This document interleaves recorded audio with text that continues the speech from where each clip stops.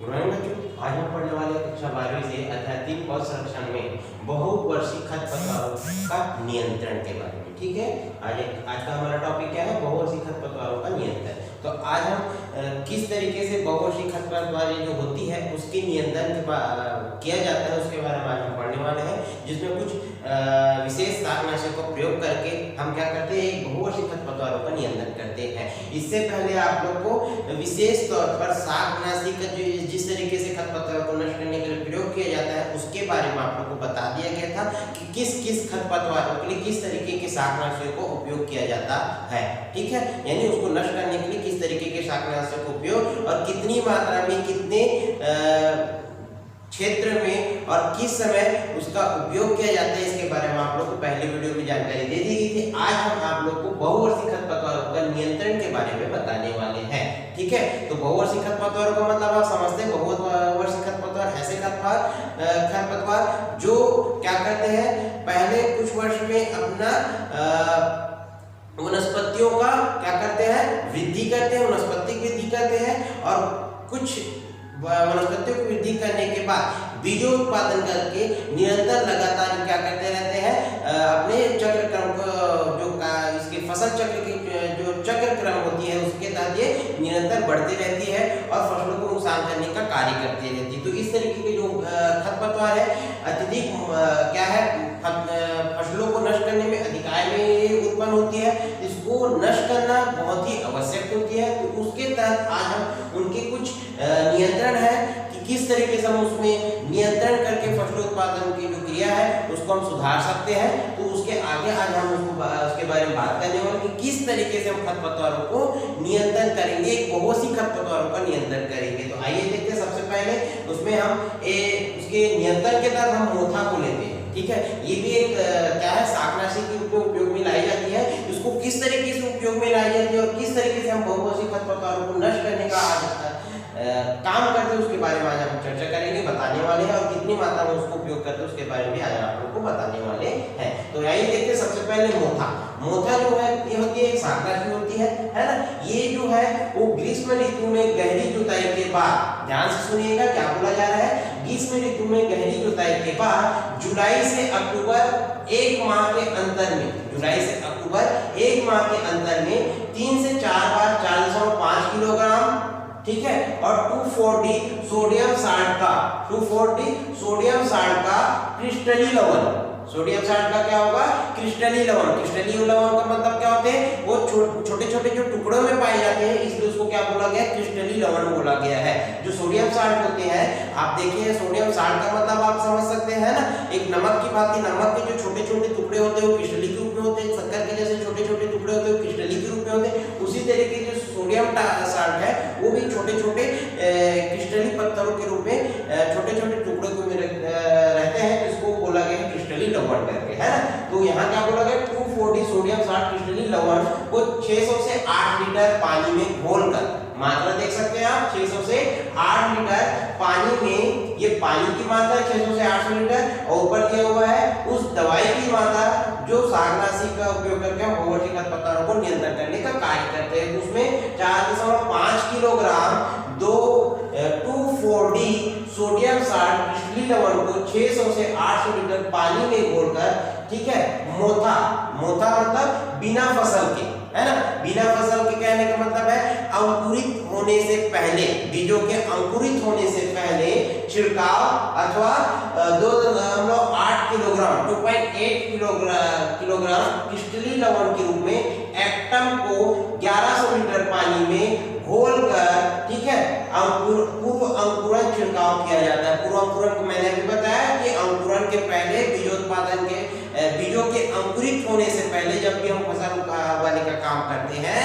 तो उससे पहले हम उस क्षेत्र को देख लेते हैं कि यहाँ कौन कौन से खरपतवार उत्पन्न हो रही है, कौन कौन से खरपतवार उत्पन्न हो सकते हैं। तो उसको ध्यान में रखते हुए अंकुरित होने से पहले, बीजों के अंकुरित होने से पहले हमें क्या करना पड़ता है, ये छिड़काव करना पड़ता है। वो कहलाती है आपका मोथा, वो क्या कहलाती है आपका मोथा, है ना। यानी मोथा को इस तरीके से हम छिड़काव करके जो बहुवर्षीय खरपतवार है उसका नियंत्रण कर सकते हैं।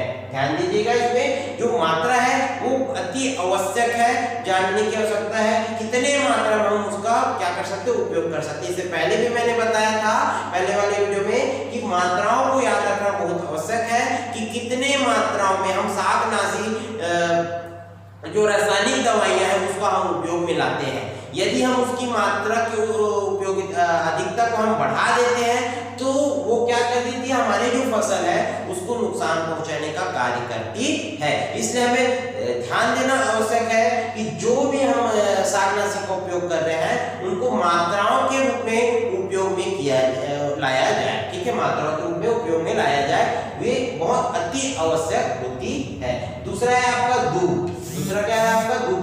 ये जो है ग्रीष्म ऋतु की गहरी जुताई के बाद, ग्रीष्म ऋतु में हम क्या करते हैं, जब ग्रीष्म ऋतु आती है तब 2 मंथ हम क्या कर देते हैं, जून से लेके अप्रैल तक के माह में हम क्या कर देते हैं, उसको छोड़ देते हैं, है ना, एक खाली छोड़ देते हैं और एक गहरी जुताई कर लेते हैं। उस माह में हम क्या करते हैं, गहरी जुताई कर उसको रख देते हैं। तो ग्रीष्म ऋतु में गहरी जुताई के बाद जब वर्षा काल आती है, ठीक है, जब वर्षा काल आती है तो वर्षा काल में 10 से 12 किलोग्राम 10 से 12 किलोग्राम क्रिस्टलीय लवण के रूप में डेल्फिन, ठीक है, क्रिस्टलीय लवण के रूप में डेल्फिन को 1000 लीटर पानी में घोलकर दूब पर छिड़काव किया जाता है।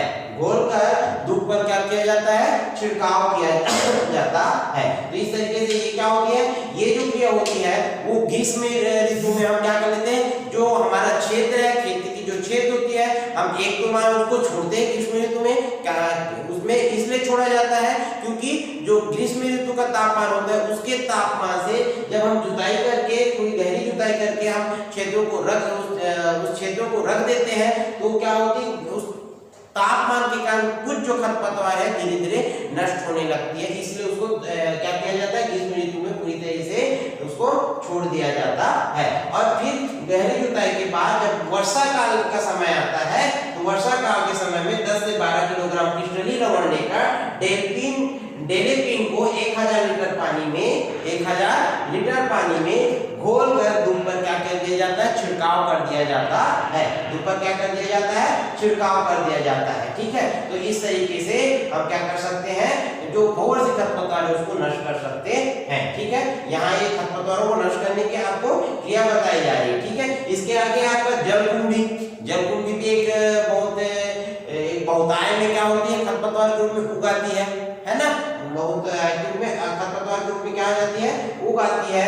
तो यहाँ भी हमें क्या करना है, जो जलकुंभी है उसको नष्ट करने के आमीट्रॉल, ठीक है, आमीट्रॉल का 5 लीटर या 2,4-D का 1 से 2 किलोग्राम क्रिस्टलीय लवण के रूप में 1100 लीटर पानी में घोलकर जलकुंभी के पौधों पर छिड़काव किया जाता है। जलकुंभी के पौधों पर क्या किया जाता है, छिड़काव किया जाता है, जिससे जो जलकुंभी है, जलकुंभी के पौधे हैं धीरे धीरे नष्ट होने लगती है, जिससे जलकुंभी के जो पौधे हैं धीरे धीरे क्या होने लगती है, नष्ट होने लगती है। तो इस तरीके से यहाँ क्या किया जाता है जलकुंभी में, एक बार फिर मैं बताना चाहूंगा, आमीट्रॉल, ध्यान से सुनिएगा, आमीट्रॉल का 5 लीटर या 2,4-D का 1 से 2 किलोग्राम, या तो हम आमीट्रॉल ले सकते हैं जलकुंभी को नष्ट करने के लिए, या तो हम क्या कर सकते हैं, 2,4-D का जो मात्रा रहती है उसको भी हम लेके क्या कर सकते हैं, जलकुंभी को नष्ट कर सकते हैं। तो 2,4-D की जो मात्रा होती है वो 1 से 2 किलोग्राम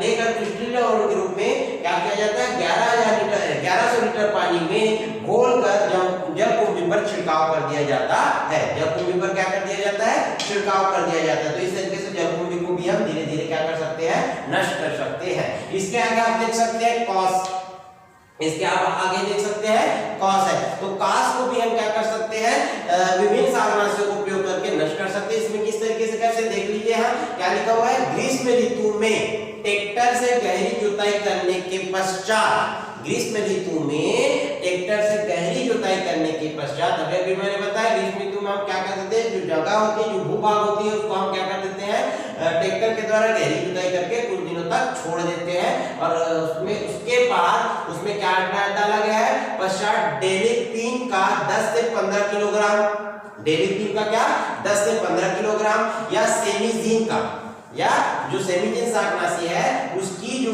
मात्रा है 4 से 5 किलोग्राम लेकर दोनों को क्रिस्टलीय लवण के रूप में लेना है। जब भी आप यहाँ लेंगे, जब भी आप कॉस को नष्ट करने का प्रयास करेंगे, तो इस तरीके की जब शाकनाशी का आप प्रयोग करते हैं तो डेलिपिन को भी आपको क्रिस्टलीय लवण के रूप में लेना है, और जो सेमिजिन है वो भी आपको क्रिस्टलीय लवण में, दोनों को यहाँ लिख दिया हुआ है, दोनों को क्रिस्टलीय लवण के रूप में लेकर 1000 लीटर पानी में घोलकर 2 से 3 बार कांस के पौधों में छिड़काव करना चाहिए।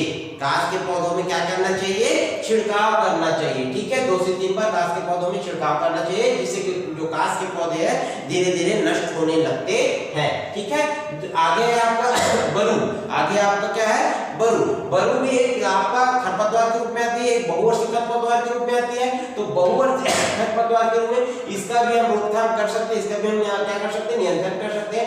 ये जो बरू होती है इसको भी ग्रीष्म ऋतु में हरी जुताई करके, ग्रीष्म ऋतु में हरी जुताई करके जुलाई अगस्त में TAC का या डेलिपिन का 30 किलोग्राम मात्रा को लेकर 1000 लीटर पानी में घोलकर छिड़काव करना चाहिए। 1000 लीटर पानी में घोलकर क्या करना चाहिए? छिड़काव करना चाहिए, जिससे जो बरू की जो पौधे होते हैं धीरे धीरे उस छिड़काव के कारण नष्ट होने लगती है। नेक्स्ट है आपका गेहुआ की रोकथाम। नेक्स्ट है आपका गेहुआ की रोकथाम। तो गेहुआ की रोकथाम में क्या किया जाता है? जो खरपतवार में फेलरीज माइनर, जिसे देश की विभिन्न भागों में गेहुआ बोला जाता है। ठीक है, जो खरपतवार के रूप में रहती है ना, जो खरपतवारों में फेलरीज माइनर, ठीक है, खरपतवार के रूप में नाम क्या है उसके अंग्रेजी नामों में अगर हम बोलते हैं तो फेलरीज या माइनर बोला जाता है, और देश के विभिन्न भागों में उसको गेहुआ बोला जाता है। ठीक है, देश के भागों में उसको क्या बोला जाता है? गेहुआ बोला जाता है। गेहूं का मामा भी बोलते हैं उसको, क्या बोला जाता है? गेहूं का मामा या गेहूंसा या गुल्ली डंडा आदि के नाम से वो प्रचलित है। इसको हम इस आदि नामों से, हम इस प्रकार के नामों से हम क्या करते हैं? पहचानते हैं। ठीक है, एक बार फिर मैं बताना चाहूंगा, खरपतवारों को अंग्रेजी नामों में फेलरीज माइनर, ठीक है, और देशों के विभिन्न भागों में उसको गेहुआ, गेहूं के मामा जी के नाम से, और गेहूंसा या गुल्ली डंडा के नाम से जाना जाता है। गुल्ली डंडा के नाम से क्या किया जाता है? जाना जाता है। और ये बहुत ही प्रमुख रूप से प्रचलित खरपतवारों के रूप में प्रसिद्ध होती है। प्रचलित खरपतवारों के रूप में क्या होती है? प्रसिद्ध होती है। यह ग्रेमनी अर्थात घास फूल का भूमध्य सागरीय पौधा होता है। ठीक है, घास फूल का क्या होता है? भूमध्य सागरीय पौधा होता है। ठीक है, ये जो प्रजाति है उस फूल के, किस फूल के रहते हैं? ग्रेमनी अर्थात घास फूल का, जो घास फूल के रहते हैं वो भूमध्य सागरीय पौधों के रूप में पहचानी जाती है, जानी जाती है। और इसकी जो रोकथाम है उसकी रोकथाम के लिए आइसोप्रोटोट्यूरान का 50% से 75% प्रयोग किया जाता है। जो आइसोप्रोटोट्यूरान है एक शाकनाशी है, उसकी मात्रा हम 50% से 75% तक प्रयोग में लाते हैं, तभी हम इस गेहुआ जैसे खरपतवार है उसको हम नष्ट कर सकते हैं। तो ये हुआ आपका इस तरीके से बहुवर्षीय खरपतवारों के रूप में कुछ बहुवर्षीय खरपतवारों है जिसको हमने शाकनाशी के द्वारा किस तरीके से हम नष्ट कर सकते हैं आपको बताया गया है इसमें। ठीक है, ध्यान से वीडियो को देखिएगा, एक एक बात आपको बताई गई है। इसके स्वरूप हम कोई भी जो बहुवर्षीय खरपतवार होती है उसको हम इस शाकनाशियों के द्वारा, ठीक है, कम मात्रा में, सबसे विशेष बात यह है कि जो इसमें शाकनाशी का प्रयोग किया जा रहा है उसको कुछ मात्राओं में ही उपयोग में लानी है। ऐसे नहीं कि उसको एक साथ पूरी की पूरी डाल देनी है, थोड़ी कम मात्रा में बहुत ही कम मात्रा में डालनी, ऐसा नहीं है। यहाँ आपको क्या करनी है, उसकी कुछ मात्राएं होती हैं और मात्राओं में ही उसको प्रयोग करके यहाँ क्या की जा सकती है, बहुवर्षीय जो खरपतवार है उसको नियंत्रित कर सकते हैं या हम उसको नष्ट भी कर सकते हैं। तो आज का टॉपिक यही हमारा समाप्त होता है। धन्यवाद।